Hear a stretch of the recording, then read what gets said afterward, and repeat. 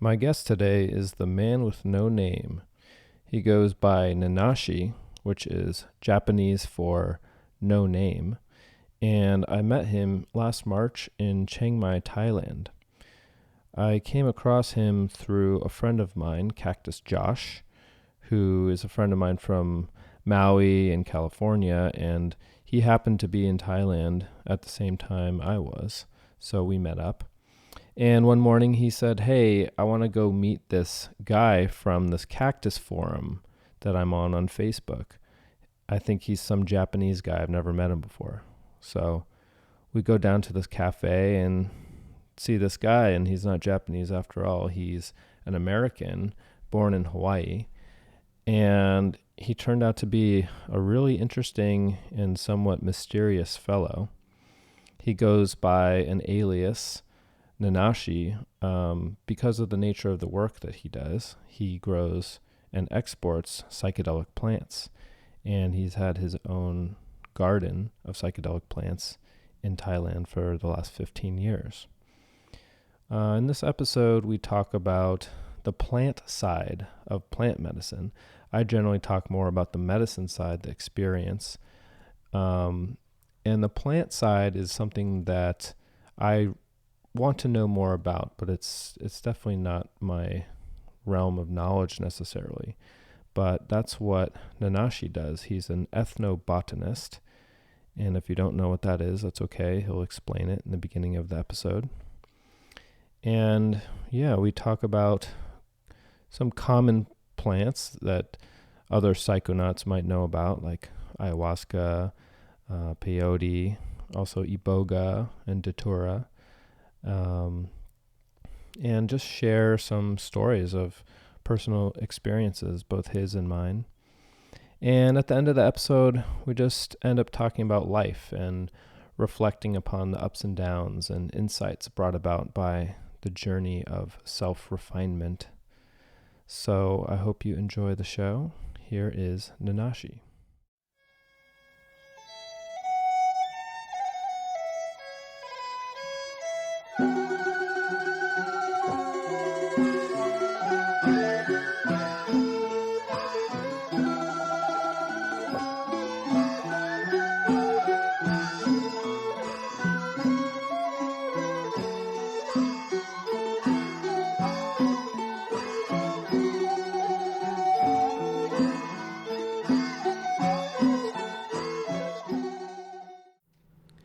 Welcome back to Chronicles of a Psychonaut.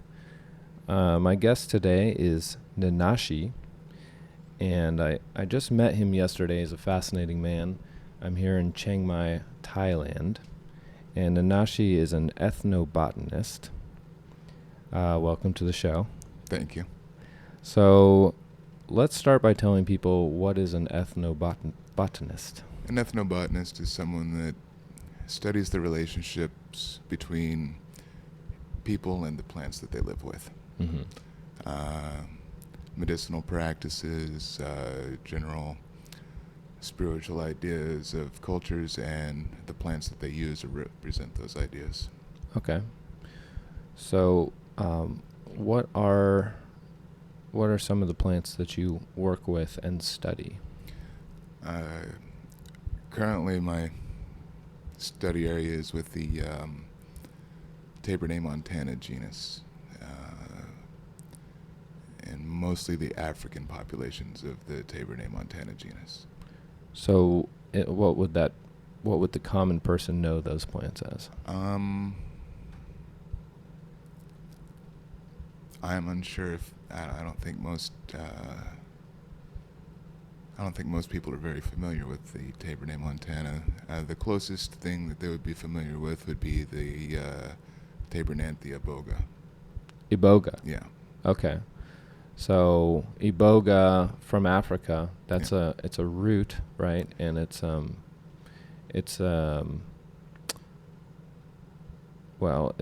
psychedelic, I guess you would say. Yep. Yeah. Okay. So this is how do you say it? Tabernae montana. Tabernae montana. Yep. So it's an African plant that has psychological or psychedelic properties? Some of them, some of them have psychedelic properties. Some of them have other very interesting medicinal properties. And in Tabernet, Montana, they run the gambit from small shrubs to large trees. Okay. And they can find them all over the world. Asia, Southeast Asia, Africa, South America. What I'm concentrating now on is just the African ones that have very little research associated with them. Yeah. Okay. I've definitely never heard of that. I mean, I've heard of iboga, but I actually know very little about iboga as well. Iboga has become so popular lately that the harvesting and use of iboga for like the treatment of addiction is having a really negative impact on the native lands where these grow in Cameroon and Ghana. Mm-hmm. And you can see, because it grows into a large tree, and you'll see lots of these large trees are just being felled, and all the roots are being stripped, and the root bark's being stripped to be used for addiction treatments in Europe and Mexico and everywhere else. And while this is a great thing, I think that the need for it now is destroying the populations of plants. Mm-hmm. And with the Tabernet Montanas, especially from the African ones, there's a lot of very similar alkaloids that can be used for the same purpose. Mm-hmm. But the understanding of the alkaloids isn't quite common yet. Mm-hmm. I'm just realizing that we've got this air conditioning on. Could we turn that off? Just hit the red switch. This one? Yeah. Yes. That'll be better. Okay, so have you experienced this plant? Have you taken it? Iboga?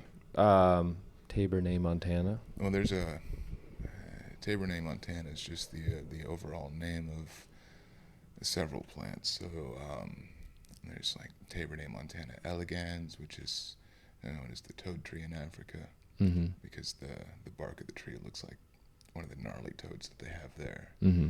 And one of the new ones that I'm dealing with right now is a shrub called Tabernet Montana coriambosa, which contains something extremely similar to ibogaine. And when this chemical is extracted, you can convert it directly to ibogaine really easily. And ibogaine is the name of an alkaloid, just like mescaline is the name of an alkaloid. Ibogaine is the alkaloid inside of Tabernet iboga that is used to treat the addiction. Okay. And there's several other plants in Africa that contain similar alkaloids. And so I'm firmly of the opinion that once more knowledge is out, then the populations of iboga itself won't be so drastically reduced in the name of addiction treatment, and that there's a more sustainable way to do things without just destroying a single genus of plant. Mm-hmm. Mm-hmm. And can those plants be cultivated? Can they be grown and cultivated outside of the wild easily? Absolutely. The one, Tabernet Montana coriambosa, is one of the largest cultivated decorative shrubs in Southeast Asia right now. Oh, okay. And so when someone goes to buy an iboga plant or an iboga seed, the cost can be expensive, Mm-hmm. And then they have to wait years and years and years for the trees to grow before they can harvest the root bark so that they can get the chemicals that are needed to treat addiction. With the Tabernet Montana coriambosa that's in cultivation, they average about $1.50 a piece here for the whole plant, already large enough to be harvested and used for medicine. So the cost and the environmental impact of using this plant, or a multitude of the plants with the ibogaline alkaloids in them, is a far better way to go. Yeah. Yeah. And I know from our talk yesterday that you cultivate a lot of plants, and you have some plots of land where you grow medicinal plants. Yeah.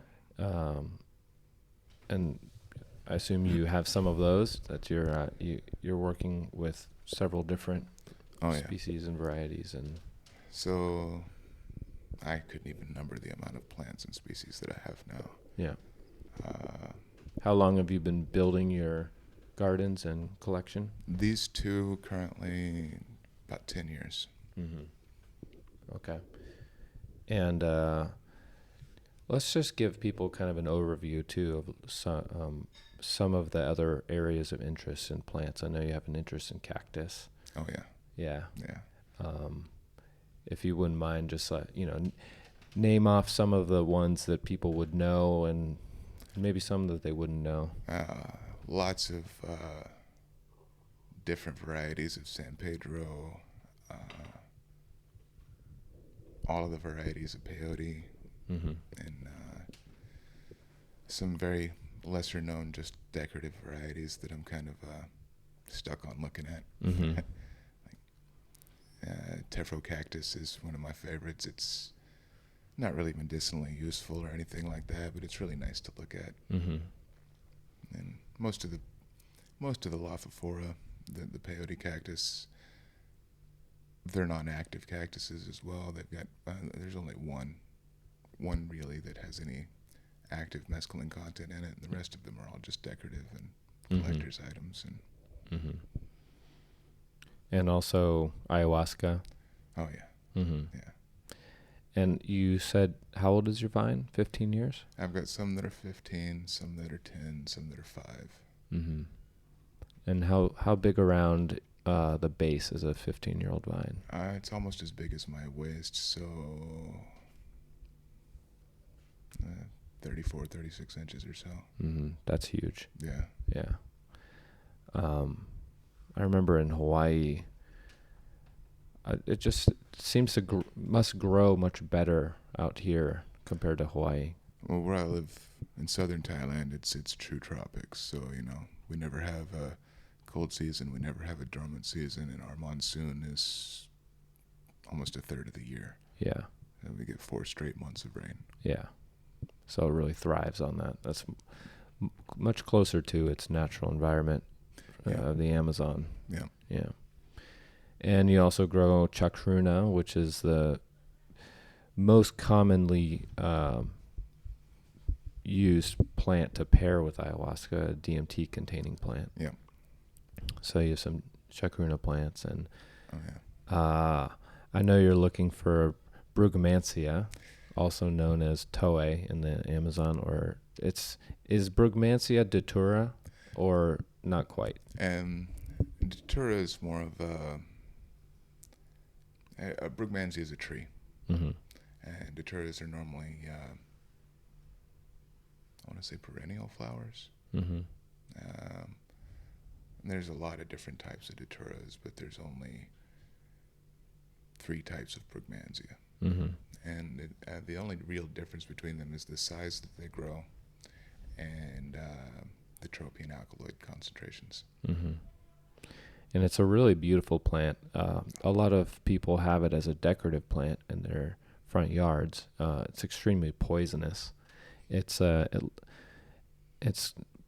called the trumpet flower. Belladonna is another name. The devil's trumpet. It's got a lot of names. And it's got a bad rap as far as I'm concerned. Sure. Well, for good reason, I think, because many people either take it accidentally and poison themselves, and it's psychedelic. It's highly psychotropic, and sometimes kids eat part of it and have a terrible time, or sometimes people take it intentionally but don't know what they're doing and have a terrible time. The 2 things I know of that have really given it a bad rap is either, like you said, accidental ingestion, or the zombie dust usage down in South America. Oh, scopolamine, is that how you say it? Scopolamine. Scopolamine, right. It's one of the tropium alkaloids that's active in the seeds. Talk about that a little in case people don't know. What'll happen is these guys will take and they'll powder the seeds up, and they'll find a way for you to ingest it, put it in your drink. They could even just blow it on your face. I've heard they can blow it in your face and with some varieties and things like that. And what'll happen is it's almost like a hypnosis. So you become extremely susceptible to suggestion. Mm-hmm. And you'll know that, and like this guy tells you, go to the ATM and empty your bank account. And you'll know that it's wrong. You'll know that you shouldn't do this, but you still go and you do this anyway. Mm-hmm. Right. Yeah, and it's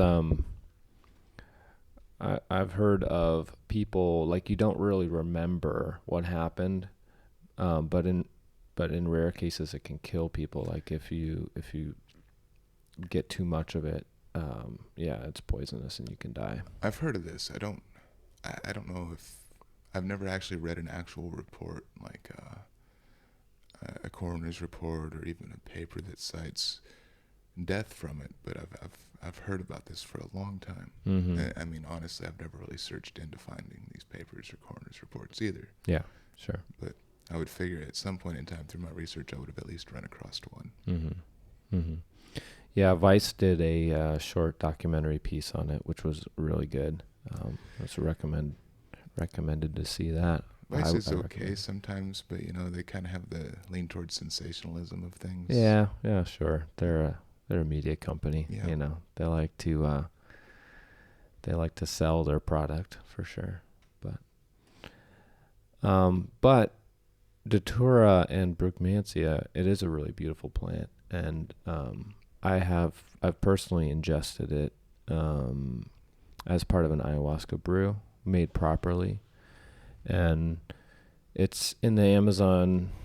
The medicine people tradition, they consider it to be an advanced and dangerous plant, according to my friend who has worked down there extensively. I would agree that one would have to have a fairly advanced mind to gain the benefits that there are to be gained from the plant.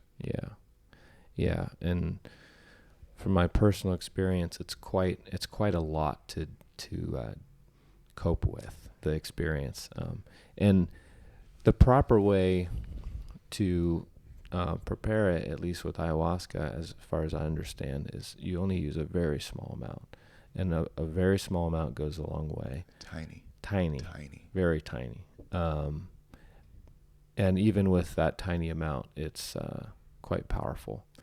So once every year or two, I will, and not with Brugmansia, but with my Daturas, I'll have a nice cup of tea made from the Datura leaf or the Datura flower, depending on what I'm looking for that year. Mm-hmm. And even in that way, it's an exceedingly tiny amount. Mm-hmm. And I really do think it's an important thing.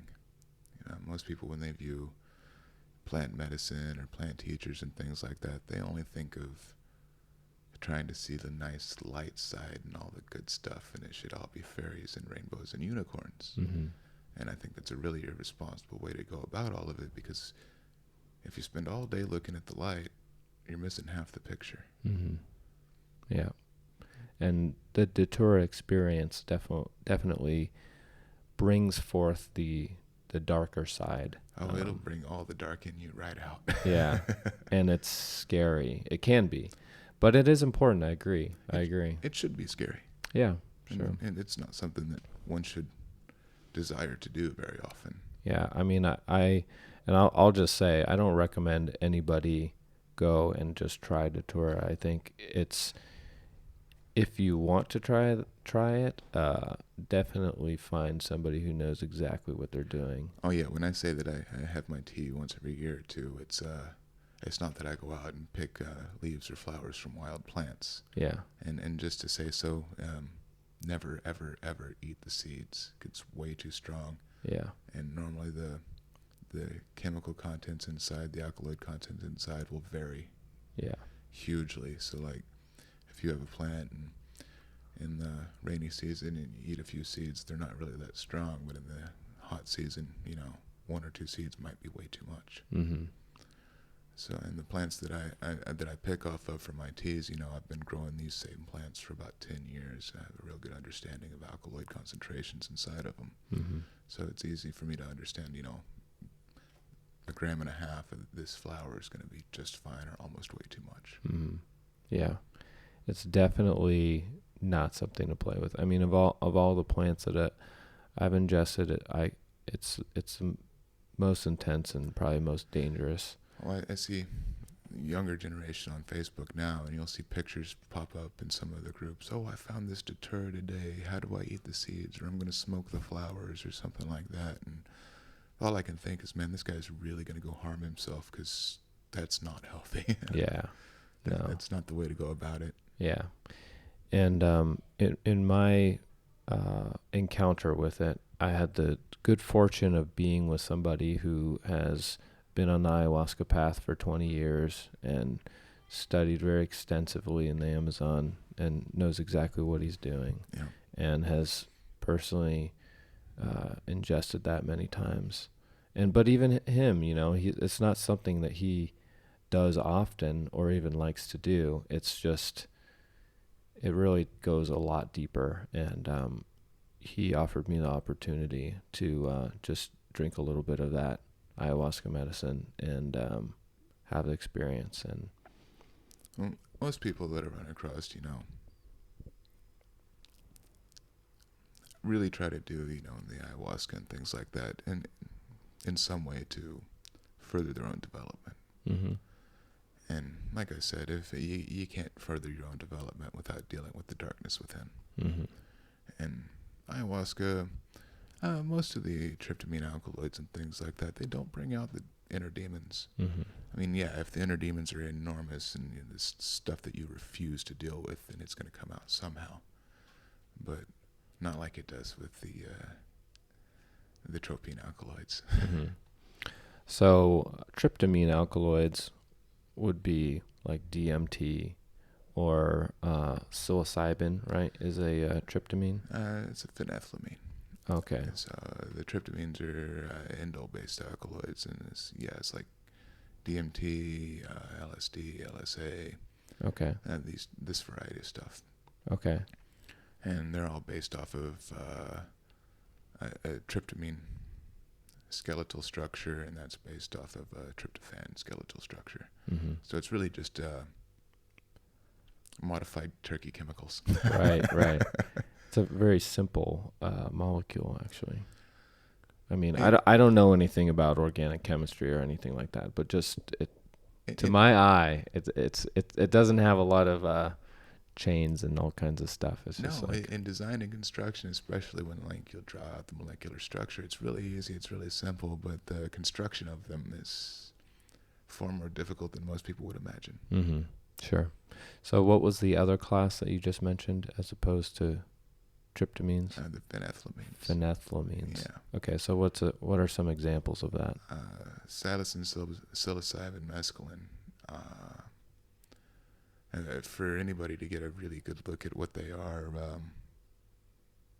they should read Pakal. Pakal. Yeah. What's that? Phenethylamines I Have Known and Loved, written by Sasha Shulgin. Okay. And what does that book go into? So for most that don't know, Pakal and its corresponding Tikal, tryptamines I've Known and Loved, are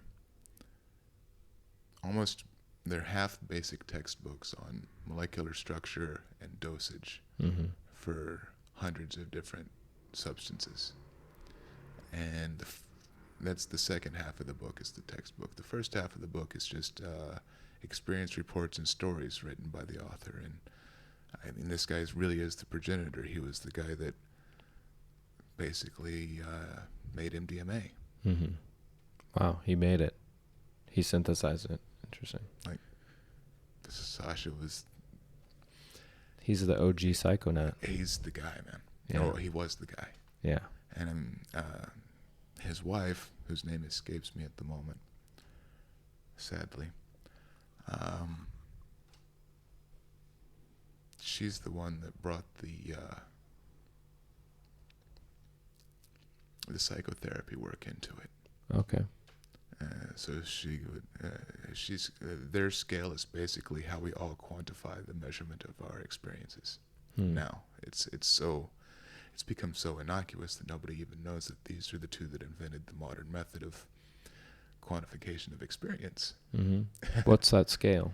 I wish I'd brought my book with me. So they'll have, it's basically a 1 to 10 scale of how strong the experience was, and the usability of the experience, and then she'll normally give a statement on, this substance would be good for this type of treatment or that type of treatment, and this type of person. And they did years and years and years and years of this work, decades of this work, just outside of Berkeley. And so obviously you're saying this has had a huge impact on the way that we think about. It's had a huge impact on the entire psychedelic community as a whole. Sasha's lab, he had DEA licensing and federal licensing to produce just about any substance in the world. What era was this? 50s, 60s, something like that? Until just recently. I mean, Sasha died just a few years ago, and he worked pretty much up until the day he died. And as he got older, he'd have some assistants come in and they would work with him. And one of the people that worked with him is starting to make a name for himself. Hamilton from Hamilton's Pharmacopoeia. Yeah, I'm not really a big fan of Hamilton, but I think he brings a different perspective that's valuable, whether I agree with him or not. Sure. He's bringing exposure to, I guess my introduction to Hamilton was a piece that he did on combo. What's the Latin name for that frog? Philomedusa bicolor. Yes, exactly. I had never heard of combo before, and I saw a Vice piece that he did, and I'll say this: that was a long time ago. He's matured a lot since then, but he was kind of like a skinny emo kid in skinny jeans, just wandering through the Amazon trying to get as messed up as he could on whatever, and so I guess I got an initial sour taste for him. But you think he's doing better now? I know he's got his own thing on Vice, Hamilton's Pharmacopoeia. I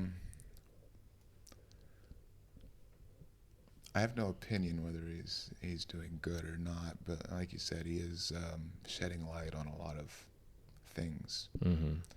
I mean, I maybe eventually would have heard about combo, but I heard about it because he did a piece, and although I didn't necessarily feel like he was the most respectful, it turned me on to the idea of it, and I started researching it on my own.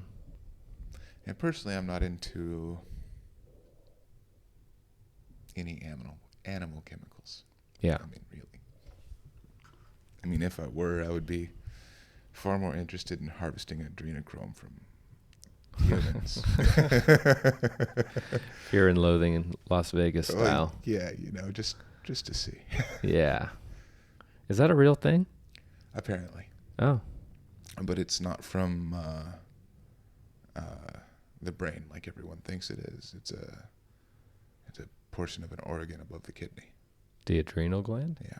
Okay. Makes sense. Yeah. So, I mean, if I was in the Chinese black market harvesting kidneys and stuff, Yeah.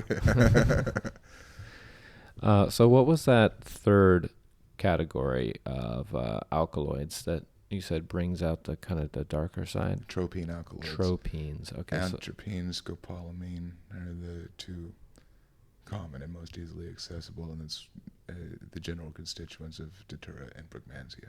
Okay. And are those basically the only well-known tropines? Yeah. Or are there some other? No, there's not anything that's really well known amongst the population of anybody, really. Yeah. And even myself, I've got such a shallow understanding of any other tropian alkaloids that I'm not even a good person to talk to about the others. Okay, sure. So let me ask you, how did you get into all of this? I mean, obviously you have a huge passion and a huge knowledge base about this. You've been working at it for a long time. What got you on this path? LSD. Yeah. One experience, was there like a big cracking open moment or a period of time? When I was a kid, I was at a friend of mine's house and we were playing, and his dad had a lot of LSD around, and we had inadvertently ingested some. How old were you? Almost 12. Mm-hmm. We thought it was candy. Oh, no. It was candy, but Like a sugar cube or gel tabs. gel tabs. Okay. So how much LSD do you think you ingested? It was just a few hits, I'm sure. Yeah. But, I mean, his dad was really... He didn't do the normal, dad thing, come in and figure out that we eaten some of his LSD and then kind of freak out or anything like that. He was really calm. He was like, oh, so the boys had some of my acid, and took us and sat us down and explained to us as best he could. We were really high by this point. And Mm-hmm. showed us some fun games and cool music to listen to until we came down. Mm-hmm. And he gave us an explanation of what it was and told us we could never tell anybody or it would destroy his life. Mm-hmm. Now, it was really backwards to me. I was like, how could something that's so super fun and so awesome destroy your life if I tell other people about it? Yeah. And then he explained to me why. Mm-hmm. And even to this day, I still don't understand, the legal ramifications of all of these things. Right. So were you frightened before he explained it to you? Or just, Not at all. Yeah. Not at all. I thought it was the coolest thing ever. Did you know what was happening? I mean, just all of a sudden you start... I didn't know why or anything else like that at first. Nothing. And I don't know. Neither my friend nor I really seemed to have a problem with, it was like, shit. You start looking at your hand and you see the tracers. We didn't even think about why. We were just like, wow, that's really cool. Yeah. So how did LSD open you up to this world? Well, like most other teenagers, I went around for years just, getting high and having fun. Mm-hmm.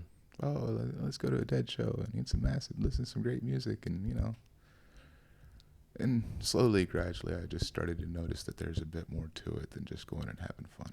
Mm-hmm. And then I started to read a lot. Mm-hmm. Who did you read? Everything I could at that time. Let's see.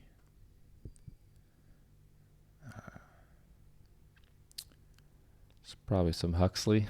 Jonathan Ott had a real effect. Mm-hmm. And Food of the Gods had a real effect. Terrence McKenna. Yeah. Mm-hmm. And yeah, that's when I really started to look into things. And then I think I was maybe 16. And when I started to hear about, the ideas about Phalaris grass, and it's got DMT in it, and then the ayahuasca and stuff like that. And I became really interested in that. Mm-hmm. Yeah, it was a friend of mine or something I read somewhere. I don't even remember where it was, but they're talking about, if you've got this kind of grass in your yard, if you just plant your whole yard of it, you could just mow your yard and have all this drug. And I was like, oh, wow, cool. I could just mow my yard and get high. And then I started to read more about it, and learned after a while that, it's not about getting high. It's about education. Mm-hmm. Mm-hmm. And yesterday I asked you, how did you learn about ayahuasca? And, well, I won't spoil it, but go ahead and tell that story. Well, the first time I learned about ayahuasca, it's not really a good story.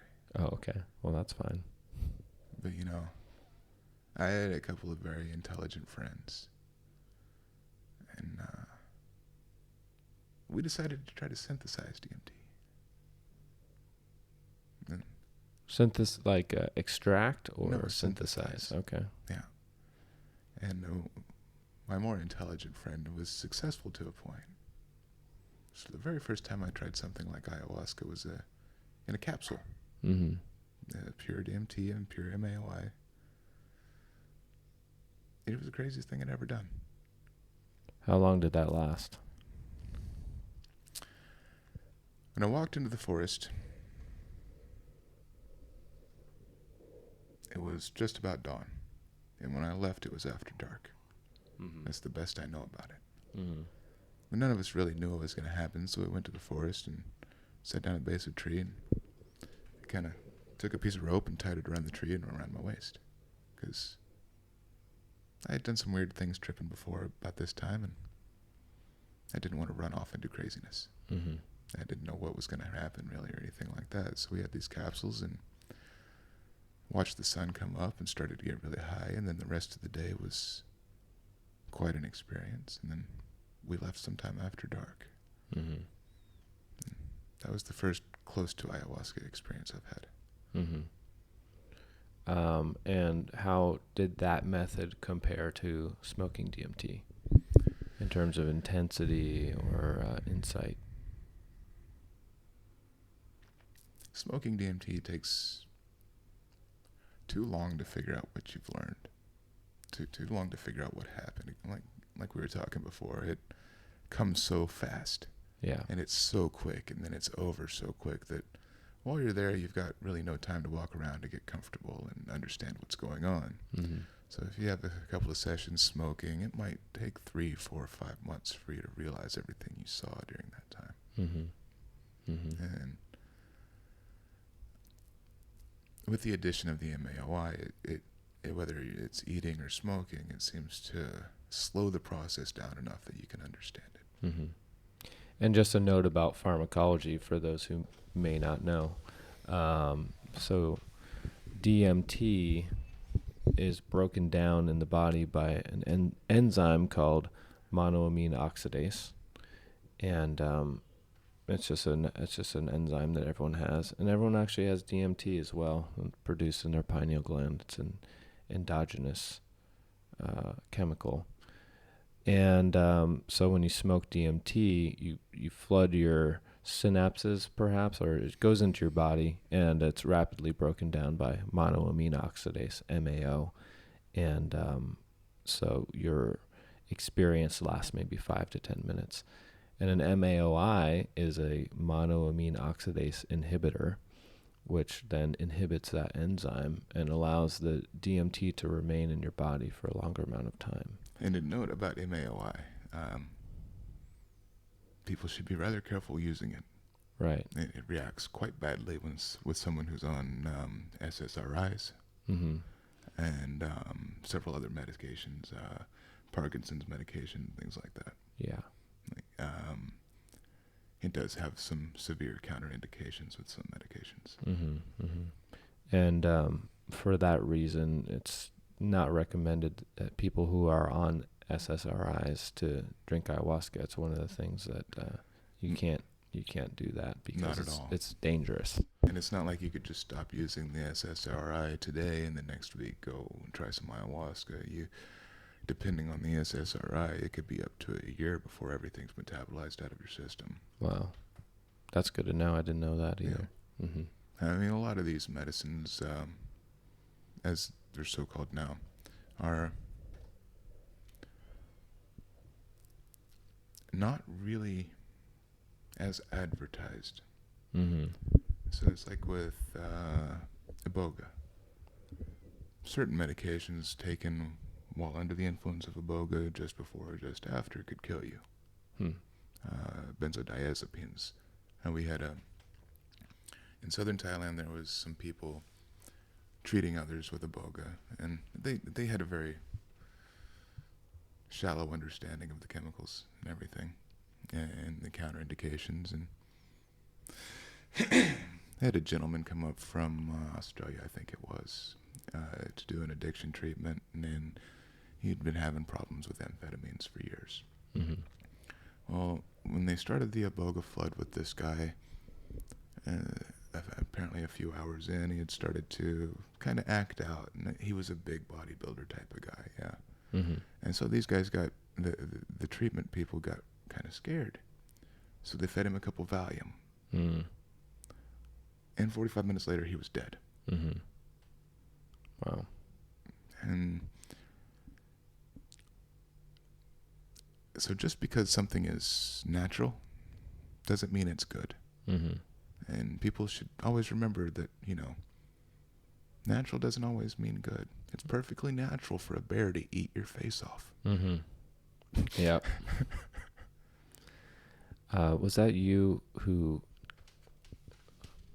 what was that story where somebody got their face eaten off? With the monkey. Yeah. Ooh.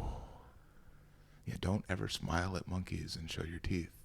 They see it as an act of aggression. And she was a cute little girl at this little tourist place in southern Thailand. And everybody keeps telling her, that's not the monkey you should play with. Don't touch that monkey. Leave that monkey alone.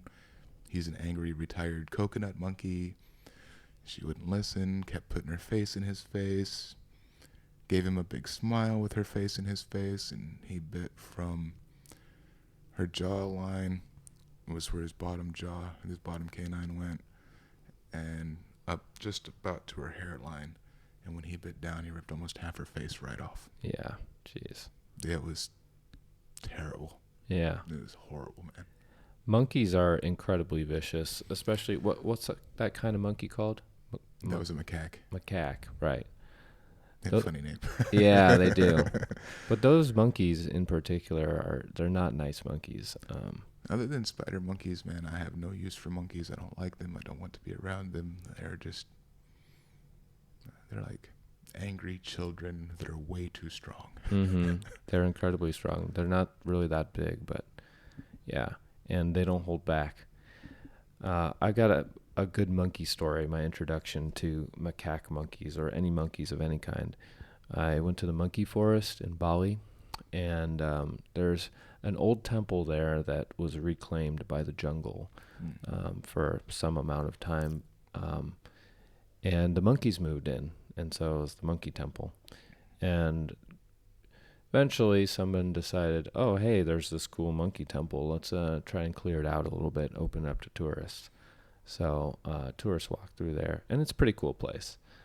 But there's a guy out front selling bananas, and everything in Bali is pretty cheap. And me being naive and knowing nothing about macaque monkeys, I'm like, oh, I'll buy some bananas to feed to the monkeys. That sounds like a good idea. So I've got my large hand of bananas, and I'm walking into the forest. And the monkeys see me, and they start coming for me fast. Yep. And I'm thinking in my head that the monkeys are going to come like dogs or something and like sit at my feet, and like I'm going to feed them. And so I hand out a banana, and a monkey comes up and snatches it. And they're all coming, and they're aggressive, and they're not waiting for me. They're about to jump on me. So I'm chucking bananas left and right, and they're going after them. And there's too many to actually continue with that method. So I just chucked the whole hand of bananas, and they're fighting over it. And right at this time, and I had heard that, give the monkeys some space. I'd heard that much at least. Like, yeah, don't smile at them, things like that. If they warn you, give them space, because they will attack you, right? And they'll bite you. So I had just thrown the whole hand of bananas, and a monkey jumped onto my shoulder from the tree behind me, which was a good 10 feet. Jumped right on my shoulder, and I'm like leaning away from it. I'm like, please don't bite me in the face. I didn't quite know what to do. The monkey looks down at my chest, and it sees a necklace that I'm wearing, like a big piece of rose quartz. And his eyes get big, and he goes for it. He reaches down, he grabs onto my necklace, and he jumps off of my shoulder, and he swings. He plants both of his feet on my chest, and he yanks as hard as he can he's trying to steal my necklace. Luckily, it held, and I punched him in the face. Yep. I immediately felt bad about it, but it was just what needed to happen in the moment. I punched him, and he let go and he ran away. And yeah, that was my introduction to what macaque monkeys are like. They're Monkey, a dog, whatever. Never be ashamed about punching a mugger in the face. Yeah, right. There's a few times where that instinct has come out, and yeah, sometimes it's necessary. I felt bad afterward, but I'm glad I punched him because he was trying to take my shit. Yeah, he was a bad monkey.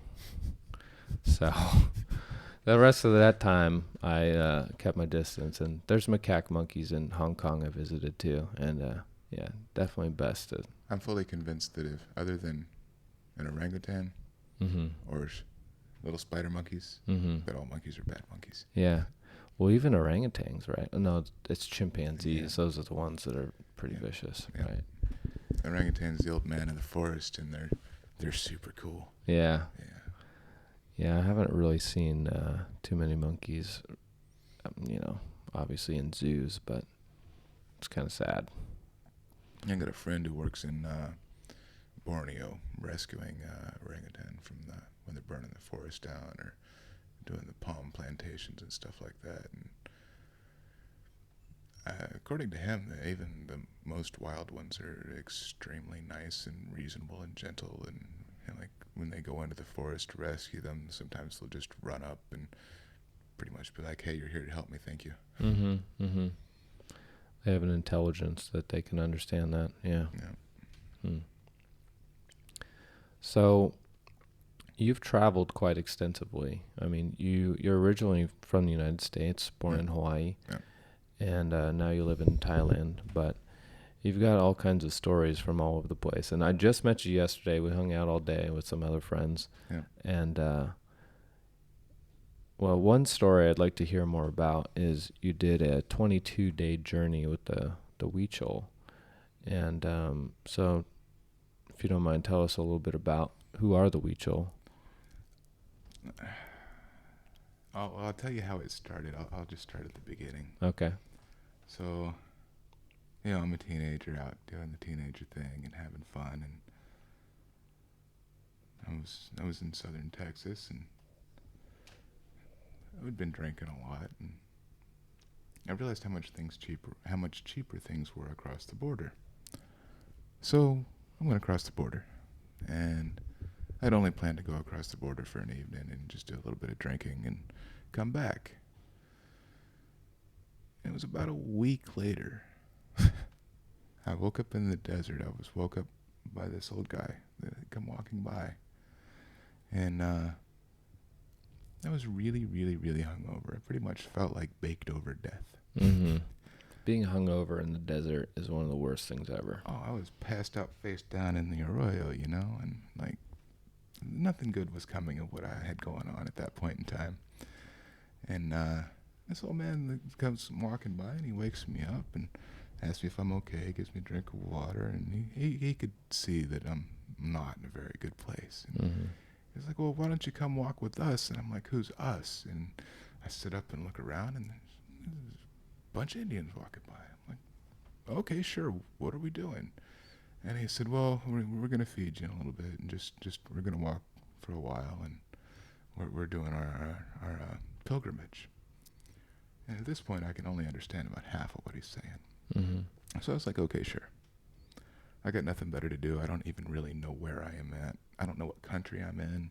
I just know that I'm really hungover and it's really hot out. And this guy gave me water." Mm-hmm. So we go walking. And after a while, it was a few days. We get to this place and we're like, "Oh, well, we're here to pick peyote." This just blew my mind. I'm like, "Really? I've been reading about peyote for years. It's like, you just woke me up the other day and you're like, 'Hey, come pick peyote with us.'" And I was like, "Okay." So hang out with them, and we're there for, I don't know, 5 or 6 days or something in the fields, just picking peyote. And they're explaining to me all the traditions they have and all this other stuff, and I was really taken aback, just because I had always been explained that peyote was a dangerous drug and that it'll make you go crazy. And at this point in time in my life, I had no idea that there was entire cultures based around this. Mm-hmm. This is as a sacrament, as it were, to get closer to nature and their spirituality. Mm-hmm. And so about the time that we ended up leaving the grounds, I believe, because, I mean, when they picked me up, we weren't very far away, and I'm sure there had probably been some people already there for a while. We left and start the journey back to wherever they go to, wherever their villages are now. Big, huge wicker baskets completely full of peyote buttons. You know, my idea was, okay, these guys picked all these peyote buttons, and now they're going to go sell them and make a bunch of money, and I understand, you know, their spiritual thing, but it felt kind of wrong because I thought that they were just picking all these to go sell them. Mm-hmm. And that's when I realized on the walk back about a day and a half later that they weren't selling any of these. They had picked, I want to say 20 or 30 huge wicker baskets completely full of buttons. Mm-hmm. And that was only to eat.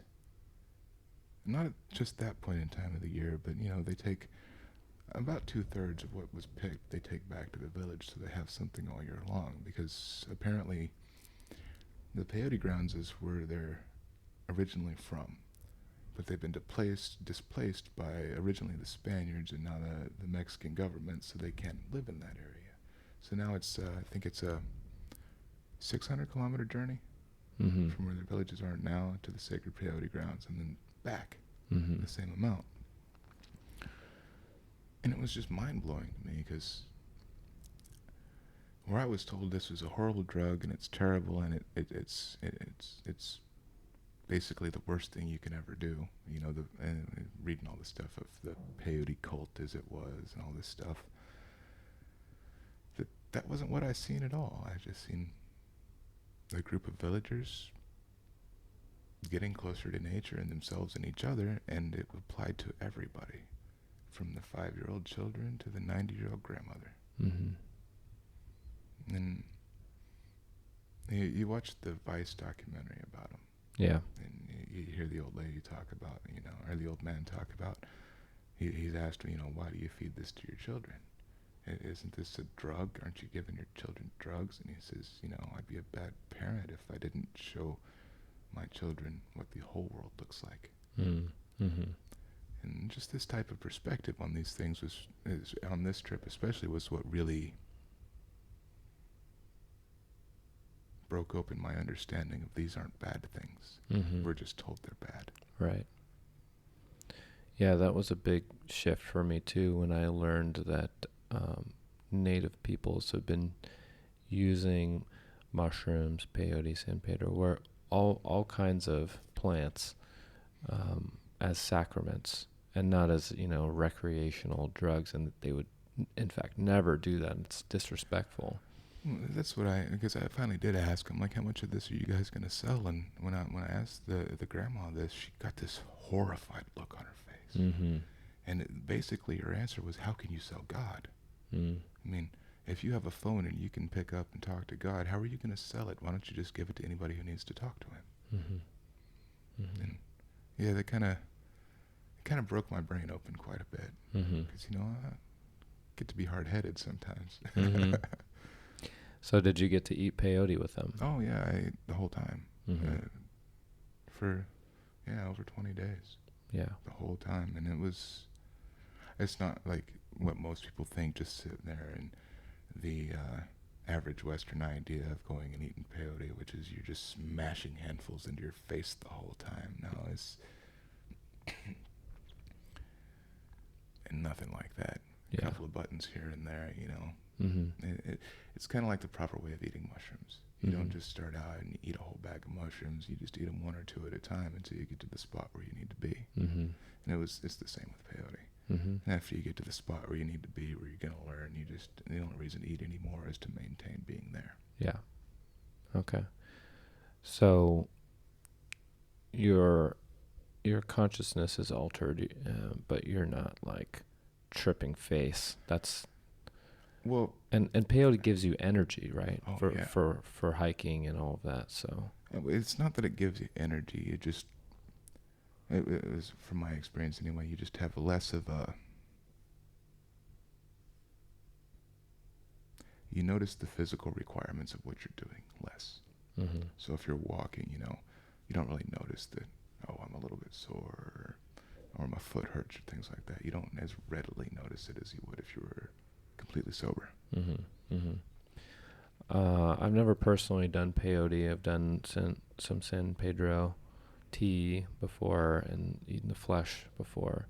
And yeah, it just kind of gives a lightness to the body, a lightness to the mind. The It's hard to describe, but the fixation tendency of the mind that at least I have, a fixated mind, to just, it kind of dissipates that or smooths that over so that it enables me to be more in a flow state. Yeah. Peyote is it's a bit different than than San Pedro for sure. If I'm remembering correctly, there's a total of around 40 different alkaloids in peyote, Mm-hmm. not just mescaline. Mm-hmm. And with San Pedro, it's predominantly mescaline. Mm-hmm. So the body load's a bit different. The period of time of the effect of mescaline inside the cactus is a bit longer. And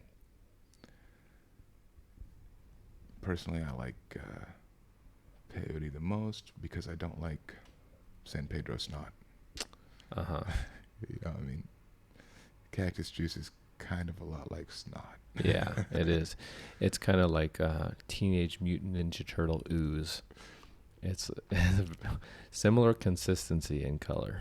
My favorite of all alkaloids probably would be pure mescaline.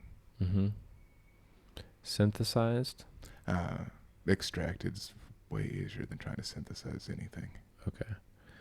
So you can do that. You can just separate the pure mescaline out from all the other alkaloids from San Pedro or something like that. Well, you can separate it out into a general solution, and then you're going to need to run it through like a column chromatograph to separate each individual chemical. But for anybody that's really interested in that stuff, that should be like first year chemistry class in any chem class. Mm-hmm. Mm-hmm. So why is that your favorite? What is that experience like? A lot of the alkaloids of any kind will make me even more introverted than I already am. Mm-hmm. Whereas pure mescaline, especially on the way back down, I feel rather social, and I can interact with people a lot more readily Mm-hmm. than I would under a different influence or even sober these days. Mm-hmm. And then what about the peak experience of it? I've never had it come on like too strong or too fast. Like Mm-hmm. sometimes you'll eat a bunch of LSD and you'll hit the peak, and that shit's just so fucking crazy you can't understand what's going on. Mm-hmm. But mescaline's never been like that for me. It's when I hit the peak, of course I'm extremely high, Mm-hmm. but it's a type of world that I feel more comfortable in. Yeah. Yeah, I'd like to have more experiences with mescaline. I've had most of my experiences with psilocybin and ayahuasca, but I've had an experience, especially with psilocybin, where somehow I feel more myself in the psilocybin experience than in regular sober reality. I feel expanded into a sphere of my own self that I am not normally in touch with. Could you say the same thing about mescaline? It sounds similar to what I you're hear a talking lot about. of people describe it the same way. Under this influence or that influence, I feel more myself. Mm-hmm. And yeah, I could say the same with mescaline for sure. Mm-hmm. Or even smaller doses of LSD. Mm-hmm. Yeah. Mm-hmm. Yeah, that's interesting. I'm excited that there's peyote in Thailand, which is unexpected and kind of unusual. It's really weird because that's the entire reason why I ended up staying. I'd been traveling out here, and I was like, oh, peyote's legal here? So I can have a choice of going back to the U.S. and growing cannabis or staying here and growing everything else that I've always wanted to grow in peyote too. Mm-hmm. Yeah, I'll stay here. Yeah, yeah. And well, we were talking about how, I mean, there's so many cactus aficionados and hobbyists out here in Thailand, but of course, cactus is not native to Thailand. It only comes from North and South America. All cactus in the world, right? It's 97% of all cactus come from Mexico proper. Yeah, right. I mean, when you see the cactus temples and everything down in Peru, and what most people never realize is all those cactus that are used down in Peru didn't originally come from there. Mm-hmm. They were walked from Central America into South America over hundreds of years. Wow. By people that would just take them with them on their journey south. Mm-hmm. And cacti are so resilient. This is not the greatest story, but I had a cutting of a San Pedro that I had out of the ground for way too long. I should have planted it or should have done something with it, but I was mobile at that time. I had all my stuff in my truck, and I was looking for a place to put this cactus. I didn't have a home myself, so I was looking for a good place. And I ended up having this cactus cutting out of the ground for a full year. And it still stayed green, and I couldn't water it, or I didn't water it. And it ended up dropping roots out of its areoles. Is that the little, what's the proper term for the little cactus pores? Yeah, the areoles. Areoles, yeah. It was looking for dirt. And eventually, after a year, the place where it was cut ends up scabbing over. And then I finally put it in the ground after an entire year of being in, hot car and all this. And it rooted right down and started throwing out pups, and it was totally fine. They're extremely hardy plants. Yeah. And it's like the peyote that I grow. Normally, I only water them twice a year. Mm-hmm. And in my greenhouses, it's about 90 to 100 Fahrenheit every day. Mm-hmm. They still only get watered twice a year. Mm-hmm. And they like that, right? Yeah. Yeah. They grow full sun, mm-hmm. no shade or anything like that, and they love it. Mm-hmm. And you can actually overwater cactus. Oh, yeah. If you water peyote too much, it'll rot from the inside and die. Yeah. Mm-hmm. San Pedro is a little more resilient when it comes to water, but I still haven't seen any of the San Pedro line live through a monsoon here outdoors. Yeah, I imagine. I'm a little bit concerned about my cacti. They seem to be doing fine for now, but I live in Northern California. I think it's a little bit too wet, a little bit too cold where I am. I transplanted them from Santa Cruz. They were in Santa Cruz for 3 years, and they were thriving there. And my friend said that I needed to come get them. So I put them in my yard, and there's a frost in the winter where I am, and I could tell they were definitely not happy with that. But You're up there by lived. the Oregon border on the coast, huh? What's that? You're up by the Oregon border on the coast, huh? I'm not quite that high. I'm about an hour north of San Francisco in Sonoma County, wine country, and closer to the coast though. So it's it's a little bit cooler there, and it gets a frost a few times. It doesn't really get much colder than that, but it's really just the rain that's an issue. I mean, if you take it midland a little bit to where the climate changes, and even put them in the mountain, it should be fine. I mean, you go down to, Peru's cold, yeah. Mm-hmm. Yeah. And they do just fine down there. Always have. Okay, that's good. The Tragosarius, they're not from the desert proper like everyone thinks. They're not like the saguaro or something like that grows in Arizona out in the harsh desert all the time. They tend to grow at elevation in some places where they get some rain and some frost.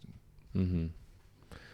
Yeah, but they are quite resilient that they can live in many different kinds of environments other than that which they originally came from, and still survive and grow. And yeah, then the new growth on them is pretty good color. It's dark.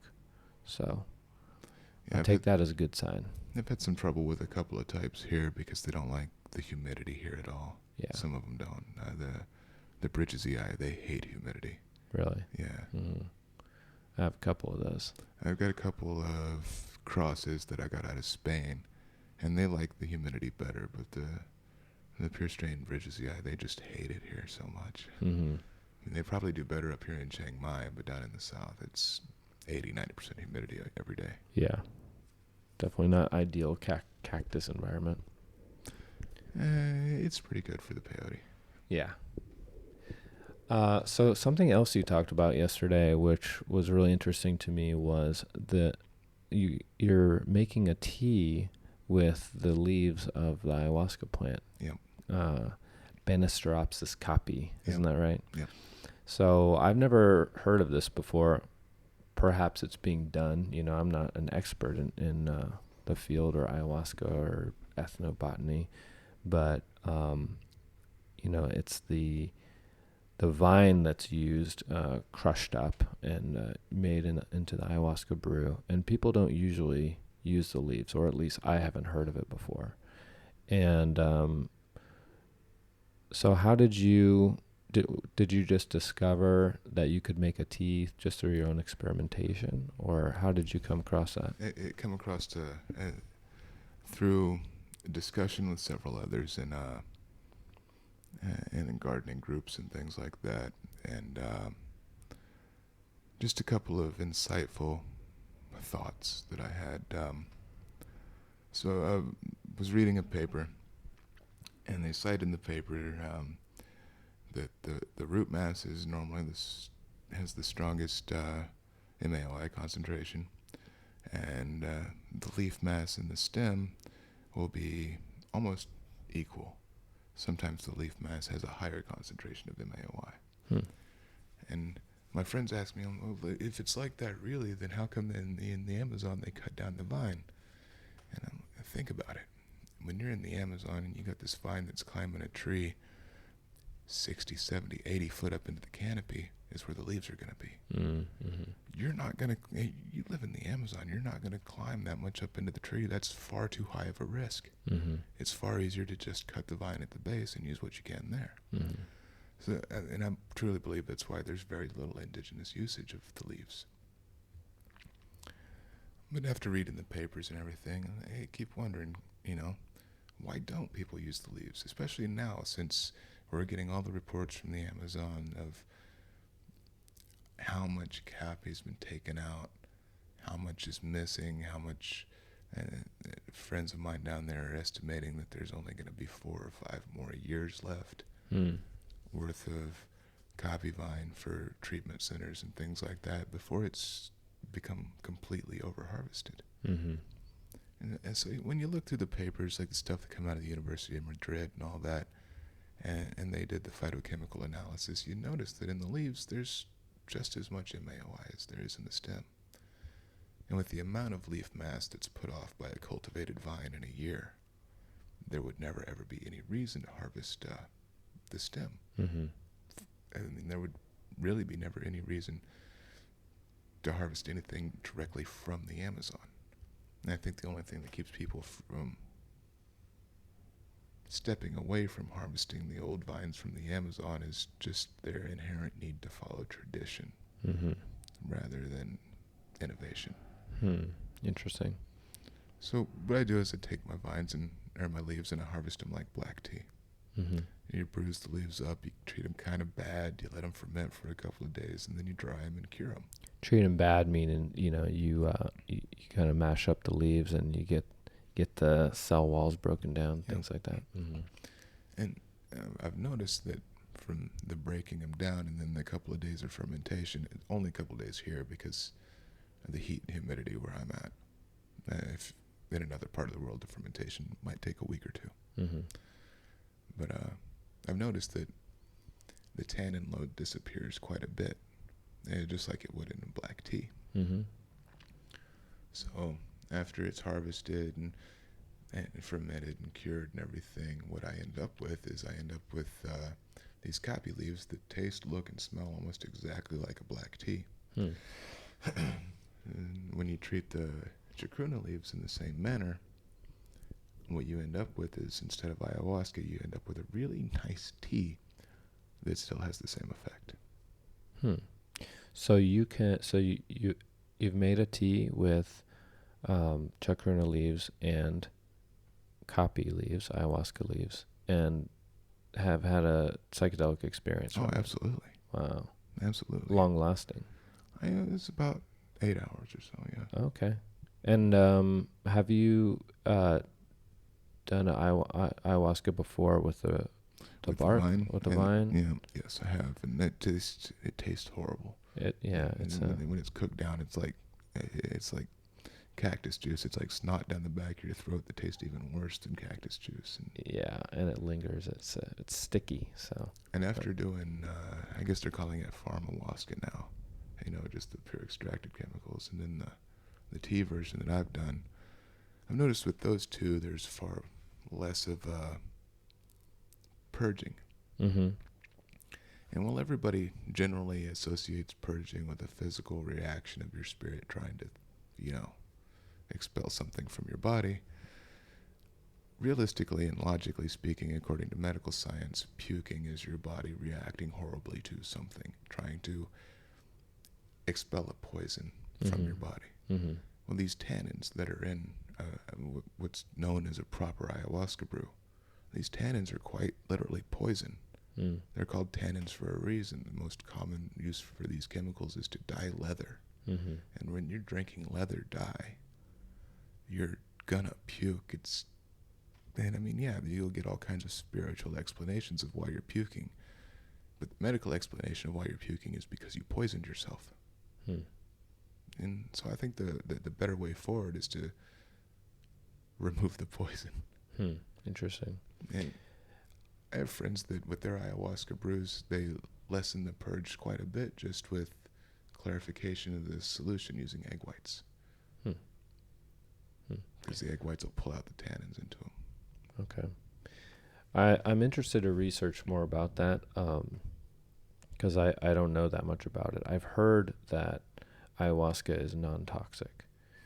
But a tannin's a tannin, and it's a classic chemical, and industrial-wise, they really only have one purpose. Mm-hmm. And technically, everyone will say it's non-toxic, but there has yet to be any long-term pharmacological effect studies from this yet. Mm-hmm. And when those papers do come out, because I know there are some being done now, then maybe I'll have more information. Mm-hmm. But as it is now, and with my understanding, like, tannins are a bad thing. Yeah, sure. So, how does the just the leaf brew compare in terms of intensity or insight? Is it comparable, or is it kind of its own thing? No, it's the same thing. Okay. It really is just the same thing. The taste is different.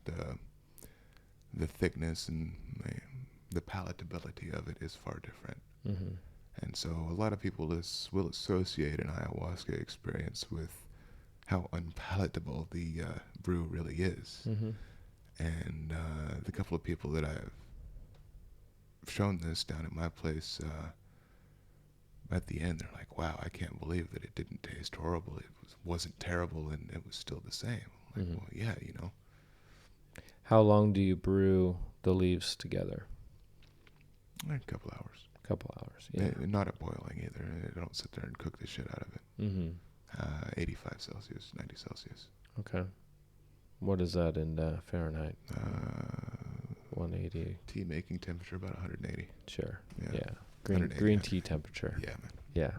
Okay, that's interesting. Yeah, I'd never heard of that before. Your mention of it yesterday.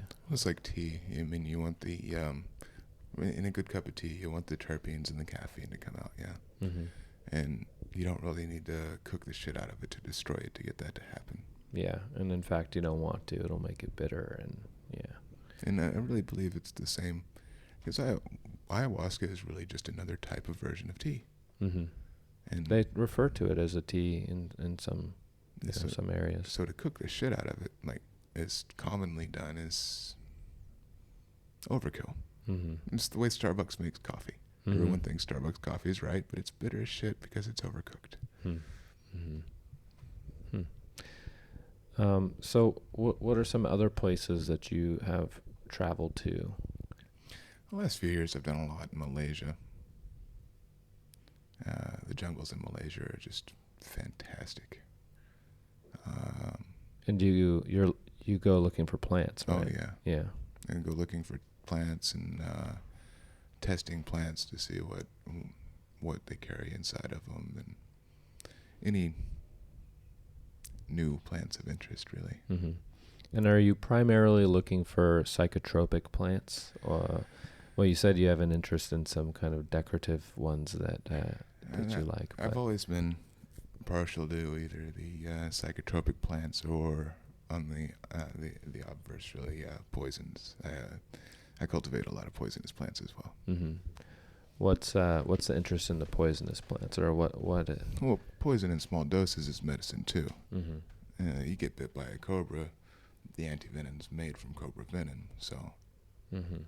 the only thing that can stop you from dying from a cobra bite is more cobra venom. Mm-hmm. So that's why you like brugmansia. It's a poison and psychotropic. Yeah.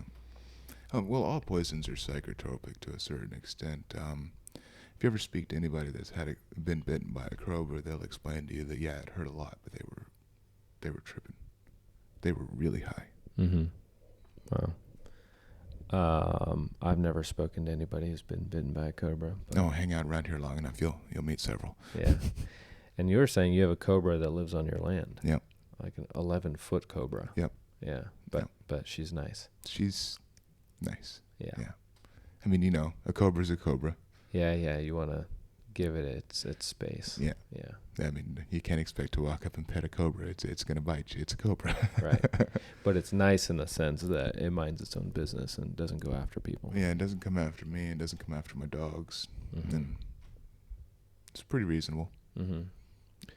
So, but you're not really interested in animal, I don't know if they're still called alkaloids. Oh, yeah. Because there's a lot out there, I find a lot of them interesting, but plants and animals both, I have a real issue, like, with causing permanent damage just for an experience or just to get high. So when you milk the Colorado River toad and stuff like that, yeah. Mm-hmm. I mean, that can't be a pleasant experience. Yeah. And the way they harvest, have you seen the pictures of how Cambo is harvested? Yeah, I have. And I mean, that's unreasonable to me. Yeah. And it's just as unreasonable as granted, there's lots of them right now, but it will not always be this way. The harvesting of Mimosa hostilis trees. Because almost nobody does a sustainable method of harvesting. They just go and chop the tree down, dig up the roots, powder the root bark, and sell it off. Mm-hmm. And with the amount of plants that contain these substances and things like that, there's no reason to kill anything. Mm-hmm. And just like with the animals, there's no reason to torture them. Right. 5-MeO that you're getting out of the river toad and stuff like that comes from an innumerable amount of plants. Mm-hmm. And just a small amount of knowledge and understanding, people wouldn't have to torture a small animal to get the same thing they can from tree leaves. Right. Mm-hmm. Yeah, and maybe it is just that tradition that perpetuates it. That before, now we have modern methods where we can synthesize or extract these things in better ways, but people have an attachment to the traditional ways. My girl she come across a good story, and she was reading it to me one day, and so there's this mother and their daughter, and they're in the kitchen, and they're making dinner, and they're making a baked ham. And every time Mom goes and makes this baked ham, she cuts a 1/4 inch off the end of the ham and just throws it away. Mm-hmm. And daughter, she's finally getting old enough, so she asks, she's like, Mom, why do you do that?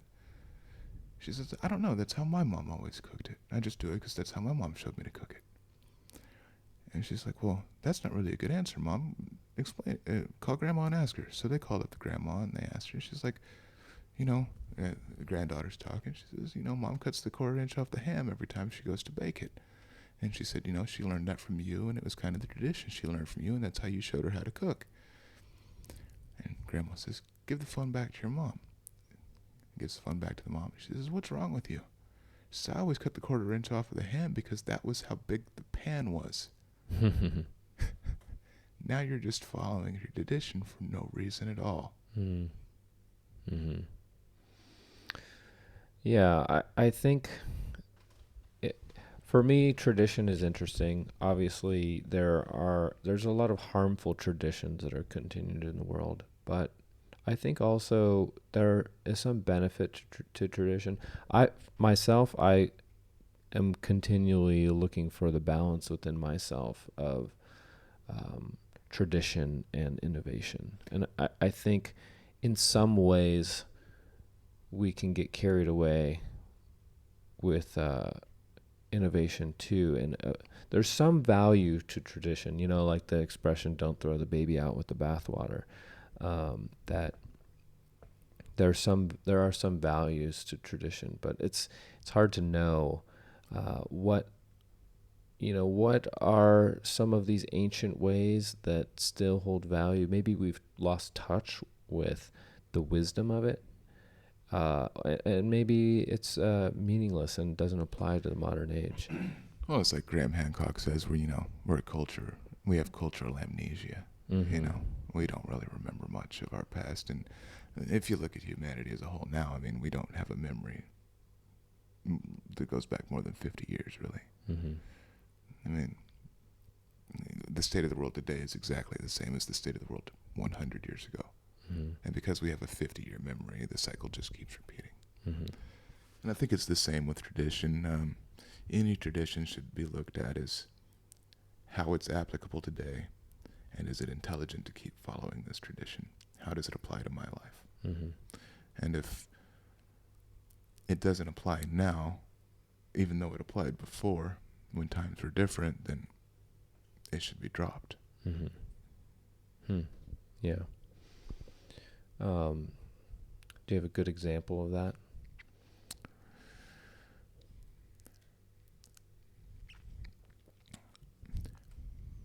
English tea traditions with how sugar is served, or things like how salt is still revered. Mm-hmm. Well, at points in time in the past, sugar was worth more than gold, and just like at some points in time in the past, salt was worth more than gold. Mm-hmm. So they were revered in a much higher standard. Mm-hmm. And they should not be revered in such a high standard today, as they're just common commodities. Right. So the superstitions that comes along with these things,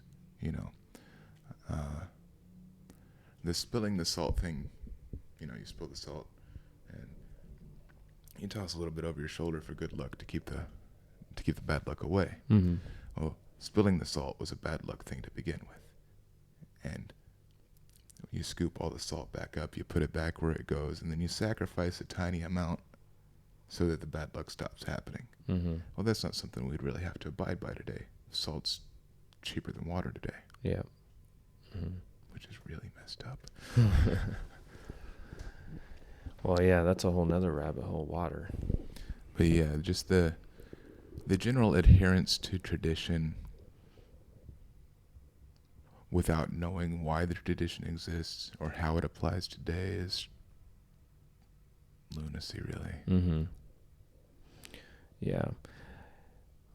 But again, for myself, because I pretty much am comfortable abandoning all tradition. Earlier in my life, traditions have been impressed upon me, right, by my parents, by my schooling, by my culture, by my society, everything. And I went through a period of time of just abandoning all tradition, everything that was impressed upon me, and was like, okay, I need to find my own way. I don't know what I can trust. The history I was taught is completely wrong. Almost everything I've been taught is completely wrong. But in time, I ended up, there are some things that came back, some things that I was taught that I abandoned, that I reclaimed. That's really the reasonable way to do it, though. I mean, to follow tradition for tradition's sake is horrible, but when you're going through your period of self-discovery and everything, you find out what is right for you. Mm-hmm. And But personally, it's so difficult. I mean, if we had traditions that were beneficial, and we do have some, and there are some things that I just did a podcast with a British friend of mine, and we were talking about the difference between the UK and the States. And she was saying that one of the good things that she sees in Americans is that we seem to have a natural confidence, and that we're very good with our voice. Like we can speak our needs and speak up when needed, and that's just something that they're not really taught in Britain. And she used the example of show and tell, how in school we'll bring some item to show and tell the class, and have that experience of being up in front of a group of people and speaking about it from a young age, and that kind of empowers a sense of will in us. And that's just something that they don't do culturally. I never thought of that. That's I had never thought of that either. I was like, wow, that is actually a beneficial tradition that I never really considered. And I just kind of even took for granted. But for her to highlight, I was like, wow, okay. And then I thought about all the times that, I'm shy in class and don't raise my hand, but the teacher will call on me to encourage that forth. And sometimes it seems like the teacher's picking on you, but you're right. It's just so they can teach you to, stand up and be you. Yeah. And that is something that is part of us, part of American culture, is individualism, to encourage individualism, to encourage ambition and that kind of go-getter attitude. And of course, there's a shadow side to that as well. It's just interesting. I'm in a constant state of questioning myself, and refining and trying to figure out what are the parts of me that I want to keep, and what do I want to continue to refine or change or shift. Well, in my estimation, I think this is something that, on the darker side of that traditional aspect there, is that's the proper way to go about it, is what you're doing, is to question yourself at all times. But to a lot of extent, with the individualism that we're taught, some people take it to the stage where they question everything else and they never question themselves. Mm-hmm. Yeah. Well, I think it's easier. I think it's more difficult to question oneself. Absolutely. And I questioned everything else before I questioned myself. It's easier to find fault in others than in oneself. But it requires another level of responsibility to recognize that the evils in the world exist within us as individuals as well. We're all naturally just a bit narcissist, right? Yeah, and maybe especially us Americans, perhaps. I don't know. It's that guy's fault, though. If that guy or if that thing hadn't happened, then never really is it, why did I do this thing, Yeah. And I really think that's what the spiritual growth thing is really all about. Instead of externalizing blame, it's internalizing understanding. Yeah. Yeah, and there's no shortcuts to that path, and it's uncomfortable, and it's not fun. I was talking to another friend yesterday about what is it that keeps people on the path of self-inquiry. You have to almost have some kind of obsession with it, because we live in a time where we can be so physically comfortable, where we can have our physical needs met.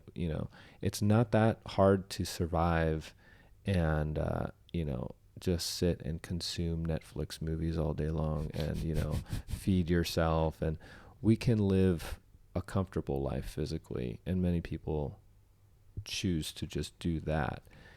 But to leave that comfort zone and question yourself and refine yourself, it's not the most common thing to do. And what is it that makes people do that? I have no idea. I mean, when I was younger, I was like, all this will get better one day. Mm-hmm. It'll stop being so difficult one day. And it's only gotten worse. Yeah. Like 20 years in, and it's still like daily work on me. Yeah. I can't even think about trying to externalize it and find the problems of the world. I'm still finding the problems of me. Right. And dealing with those. Yeah. Yeah, we are all, a masterpiece in work. I think of my own self as my own magnum opus. That it's a sculpture that I'm crafting and chipping away at my entire life, and hopefully by the end, one thing I've learned too is to be satisfied with myself and the piece of work that I'm refining at every step of the way. Because when I was younger, I was in a rush. I had this idea that I have all this stuff wrong with me, all these things that I don't like, all this, a laundry list of things to change. And the faster I can get through all of it, the better.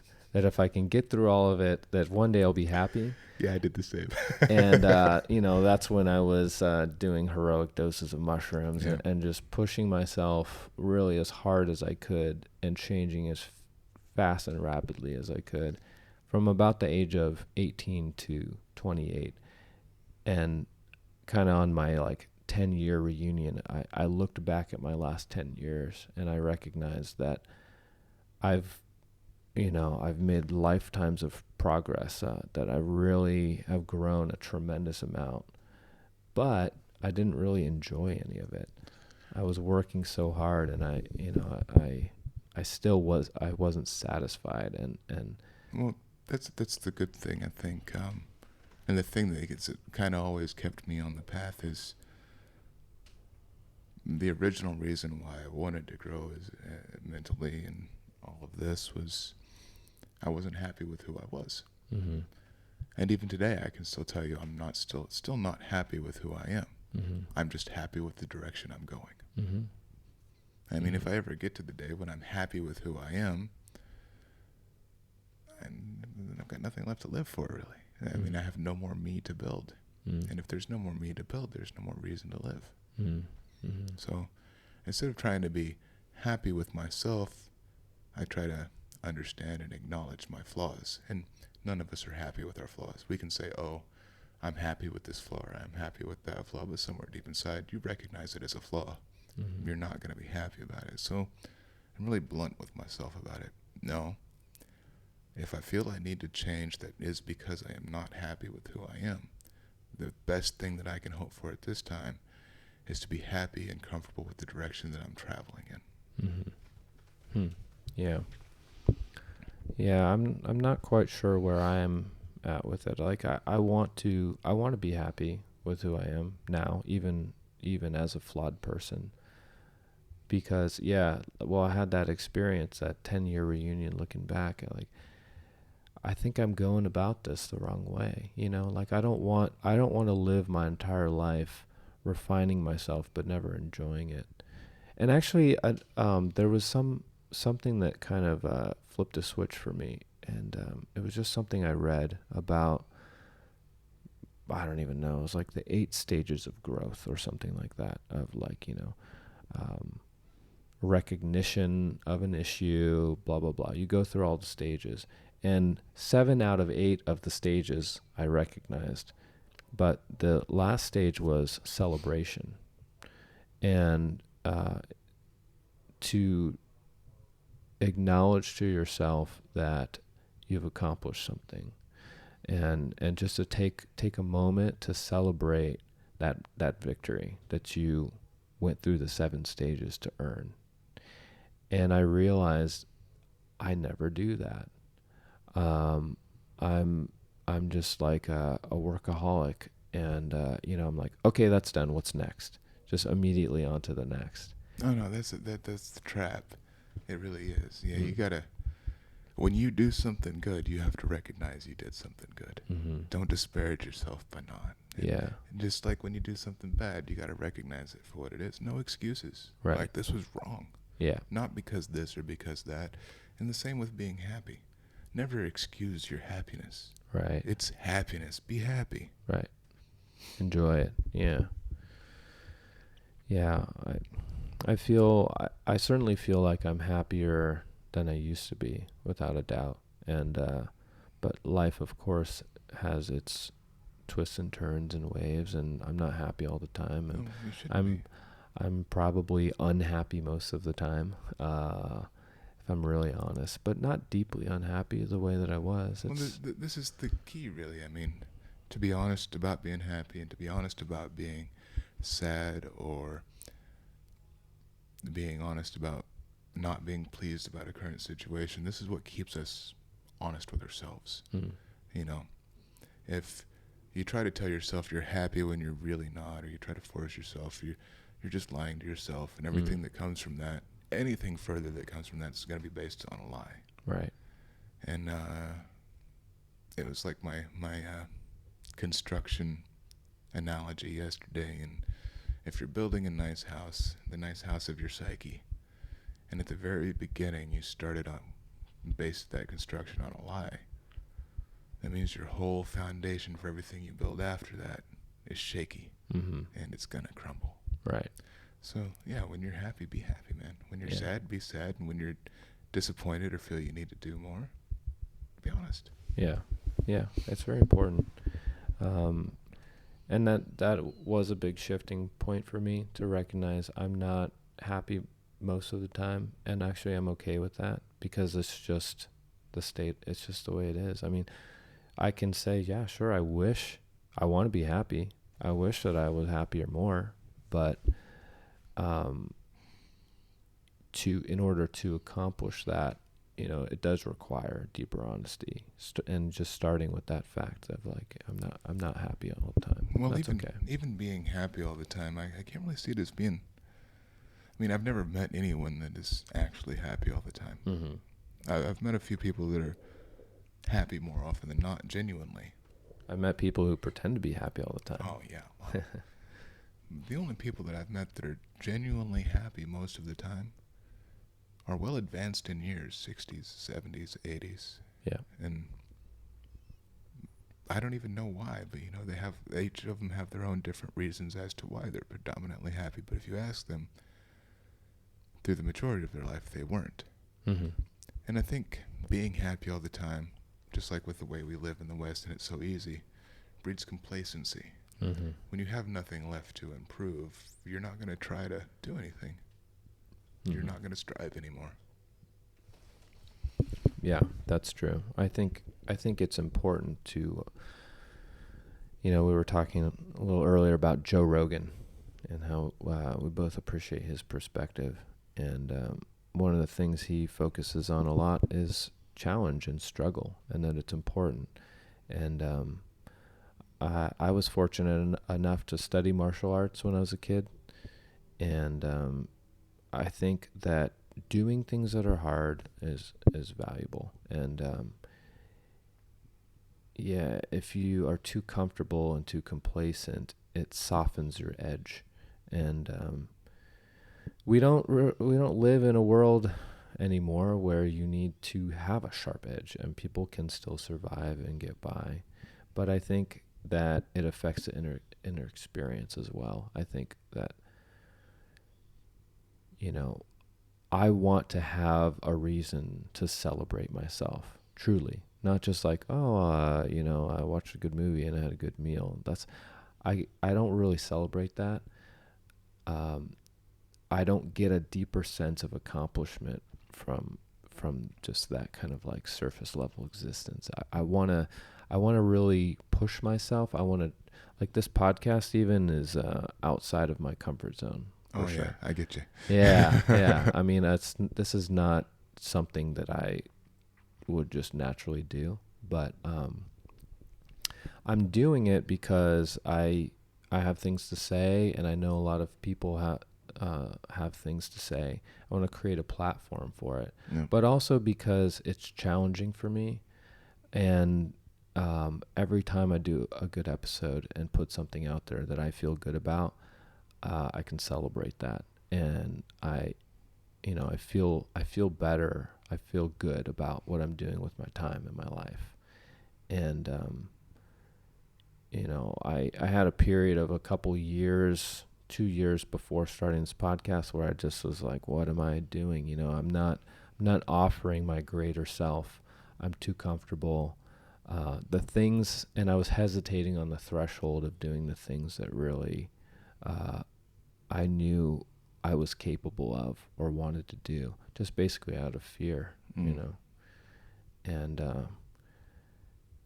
I'm not saying I'm all great for doing this podcast, but it took me a couple of years to kind of build the courage to do it. But I think it's important it was important for me.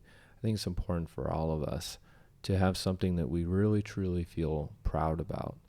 And it's difficult to have a true sense of satisfaction if we know deep down that we're not doing our best. Yep. Yeah, I can agree with that wholly. Yeah.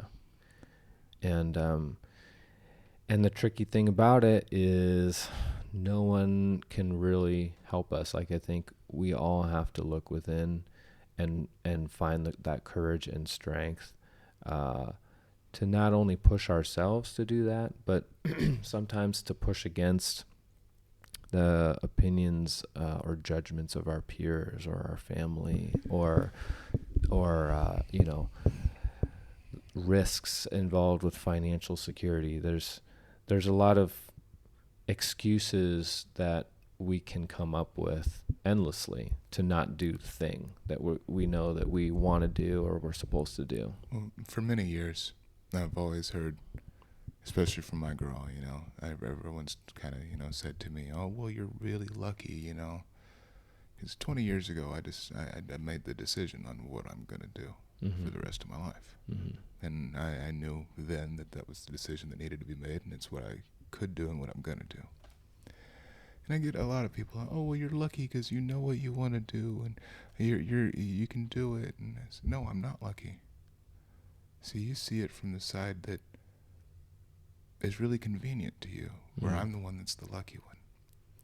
Making that choice is, everyone has the same ability to make the same choice.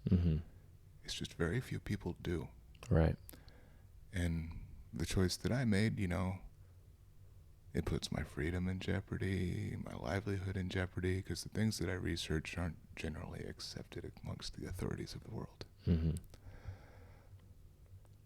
So the choice that I made was one that was really not in my own best interest. But it was the thing that I could do, and it was the thing I was interested in.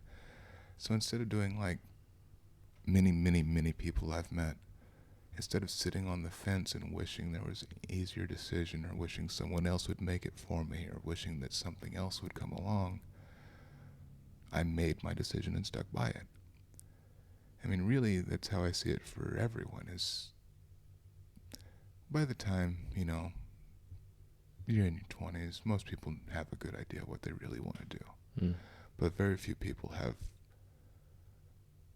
made the decision to do that and stick by it at all costs. Yeah. Yeah, it's very challenging. It's probably one of the most challenging things. Well, I would have to say that everyone's like, oh, well, you're lucky, but I'm not.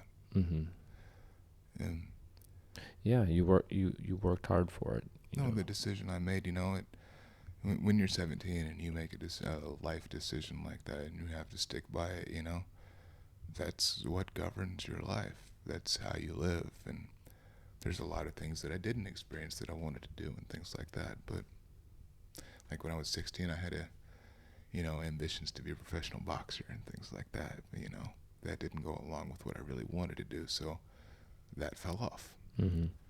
And many things and people in my life in the pursuit of what I'm interested in just fell off from my life. And it's the far harder path to take is when you make a decision and decide to stick by it. Yeah. Than to wait. Yeah. But as challenging as it is,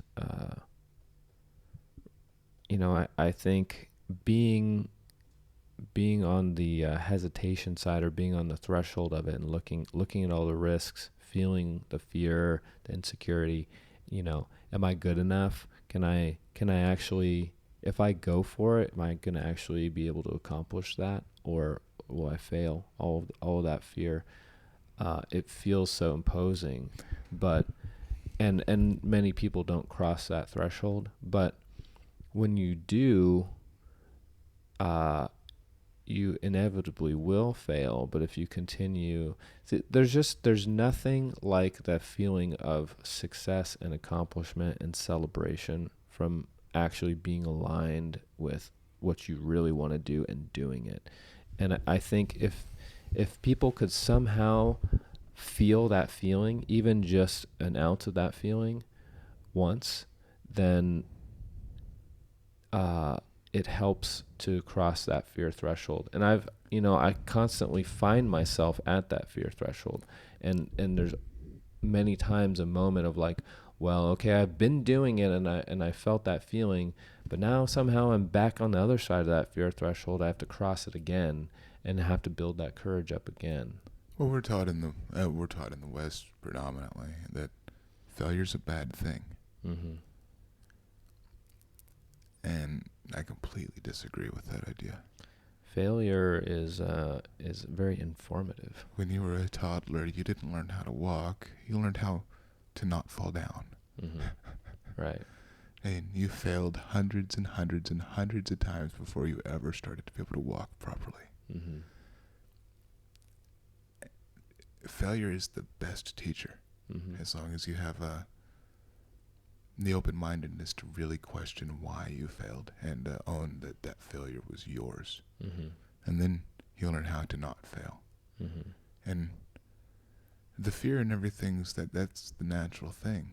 I mean, it's real, it's ever present in all of us, and it's supernatural, but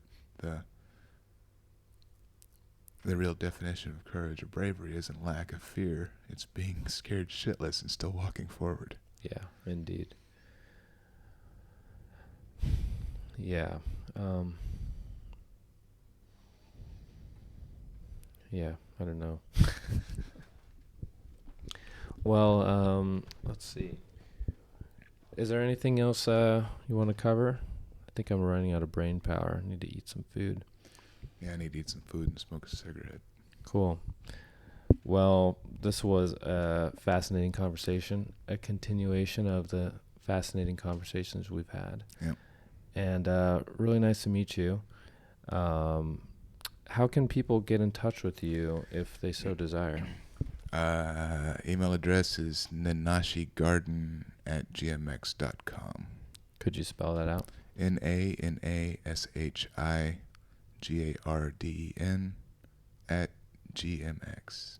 Cool, man. I'm really glad that you're out here doing what you're doing, cultivating these plants, and I know you're working on some papers and just really deepening your knowledge. Also a shameless plug right quick.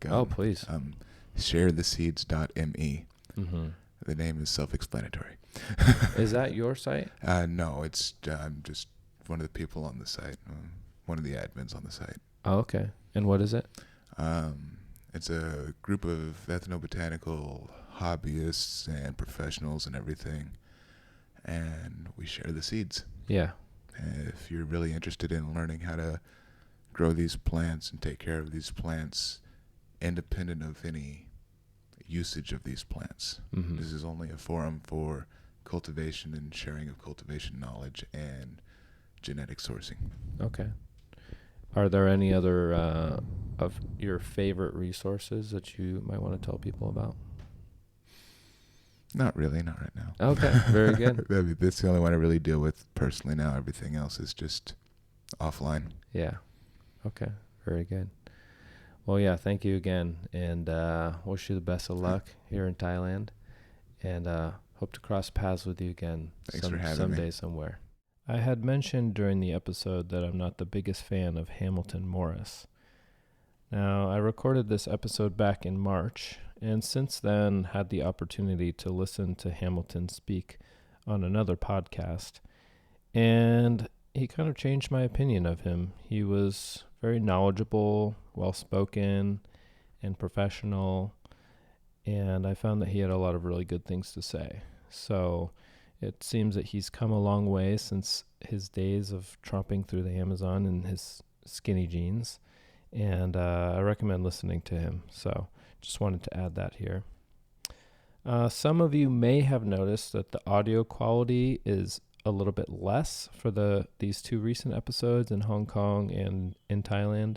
That's because I had my travel set with me, which is very basic. It's just two handheld mics and a digital recorder, and unfortunately it makes more noise than usual.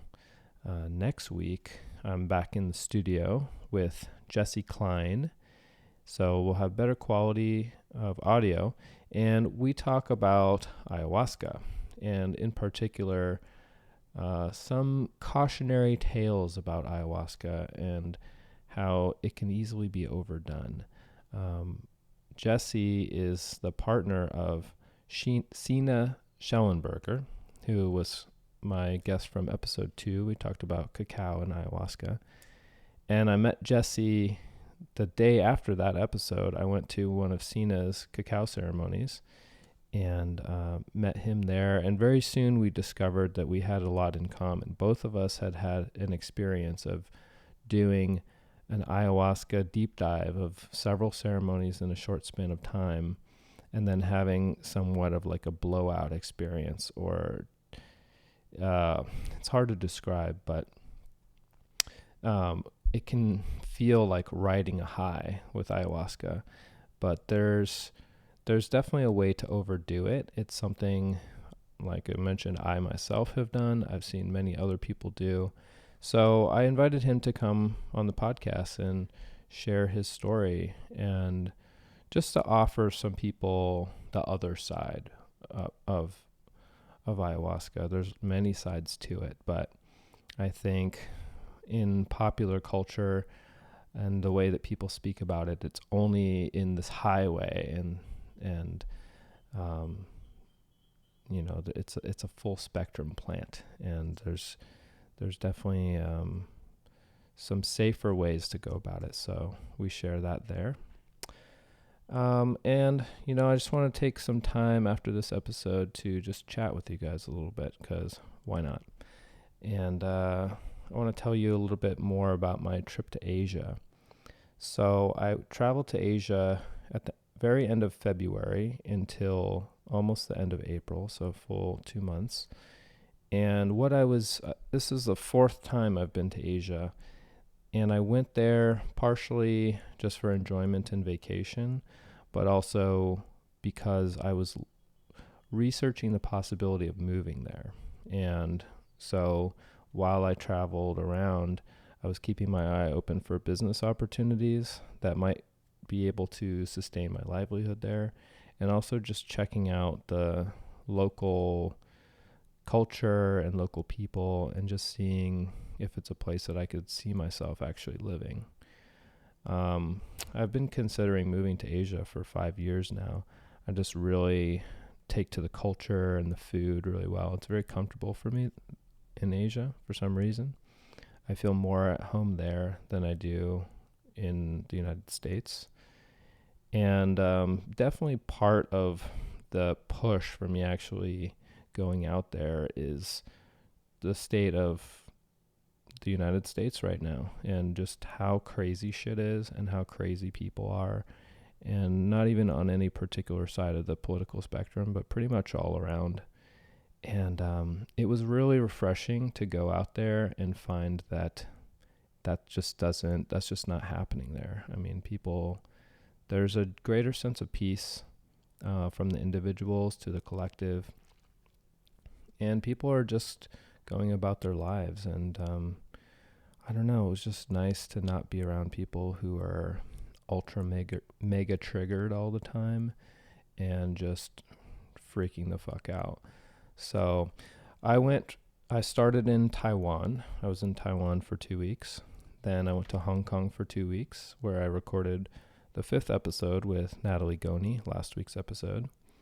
And then I went to northern Thailand, where I recorded this episode with Nanashi. And then went to southern Thailand, Cambodia, Singapore, and I finished in Bali. And I really, really loved Bali and Taiwan. And Hong Kong. I mean, I actually loved everywhere, to be honest. But of the places I could actually see myself realistically living, I think Taiwan is really the top. And I talked a little bit about Taiwan in the Hong Kong episode. It's people there are just so nice, like impossibly nice. One example I give is just if you are traveling in a foreign city and you ask for help, especially in a place where people don't necessarily speak English, a lot of times they'll just kind of like go on. And I think in the United States, especially if you ask people for help, depending on where you are, it can be harder to find people who are actually going to take the time.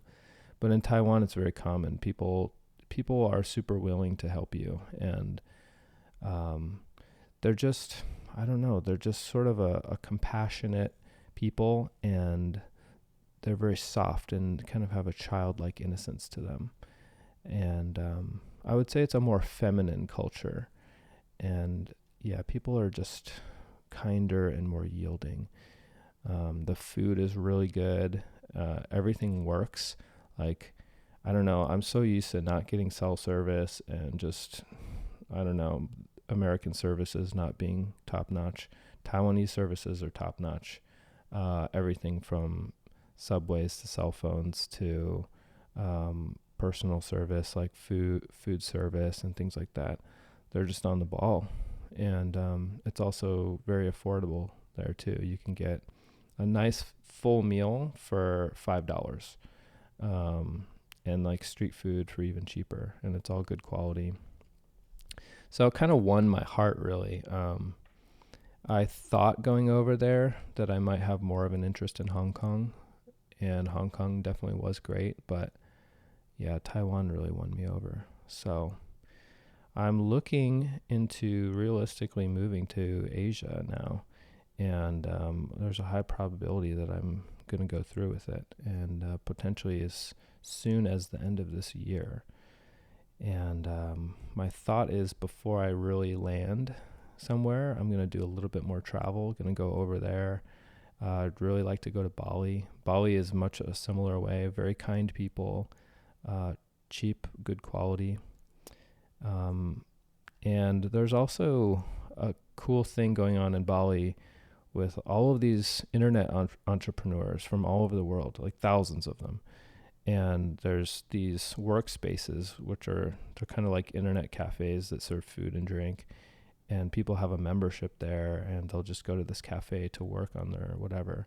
So I want to go there because I love Bali, but also it's a good place to find podcast interviews or guests, and just hear all kinds of things that people are doing and creating. And yeah, there's just so much opportunity in this day and age to make your own thing. And the people that are drawn to Bali also have more of a spiritual tint, or more like eco-based or whatever, just forward thinking. And so, yeah, I just want to go hang out there, be there for a while, get to know people, and see what kind of cool people I can come across and what kind of interviews I can scoop up. So stay tuned for that. That's coming later. But until then, we have lots of more stuff here. I'm going to be bouncing around California and scooping up interviews here too. So if you guys want to let me know how I'm doing, I'd love to hear about it. You can find me on Twitter at FinchCanFly. I'm also on Facebook and Instagram, Chronicles of a Psychonaut. And that's it for now. See you guys next time.